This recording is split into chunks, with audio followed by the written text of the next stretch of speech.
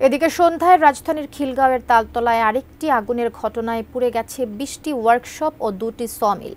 দাহ্য পদার্থ, গাড়ির সিলিন্ডার, সিগারেটের আগুন কিংবা বিদ্যুতের শর্ট সার্কিট থেকে আগুনের সূত্রপাত হতে পারে বলে ধারণা করছে ফায়ার সার্ভিস।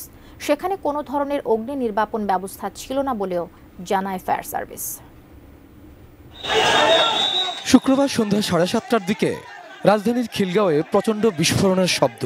তালতলা মার্কেটের কাছে গ্যারেজ পট্টিতে আগুনের লেলিহান শিখা মুহূর্তেই আশপাশে ছড়িয়ে পড়ে। প্রথমে ফায়ার সার্ভিসের 2টি ইউনিট এসে আগুন নিয়ন্ত্রণের কাজ শুরু করে। পরে আসে আরও 7টি। 9টি ইউনিটের প্রায় 2 ঘন্টার চেষ্টায় অবশেষে আগুন নিয়ন্ত্রণে আসে। আমার বাসায় ছিলাম, আজকে বন্ধের দিন। তারপরে আমি যখন নামাজে যাব তার আগে শুনলাম যে এই জায়গায় আগুন লেগেছে। টিপলাইনে বলার পরে ওনারা ফায়ার সার্ভিস পাঠাইছে। সেখানে ছোট বড় 20টি ওয়ার্কশপে গাড়ি মেরামত, ডেন্টিং ও পেইন্টিং এর কাজ করা হতো। সব পুড়ে ছাই।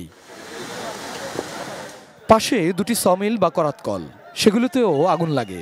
তবে অগ্নিকাণ্ডে কেউ হতাহত হয়নি বলে নিশ্চিত করেছে ফায়ার সার্ভিস। কেমিক্যালের ড্রাম হয়তো বাস্ট হয়েছে, এরকম আমরা একটা বিস্ফোরণের আওয়াজ পেয়েছি। আর ওটার কারণেই আপনার চারিদিকে আগুন ছড়িয়ে পড়েছে। খোলা চোখে যে এটা আনুমানিক 20টা দোকান পড়েছে, আর ওইদিকে সমিল 2টা পড়েছে। কিভাবে আগুনের সূত্রপাত, এ ব্যাপারে 4টি বিষয়কে বিবেচনায় নিয়েছেন ফায়ার সার্ভিস কর্মকর্তারা। অনেকগুলো সোর্স হতে পারে।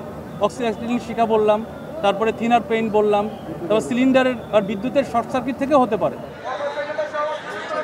Abul Kalam Azad, ATN news, Dhaka.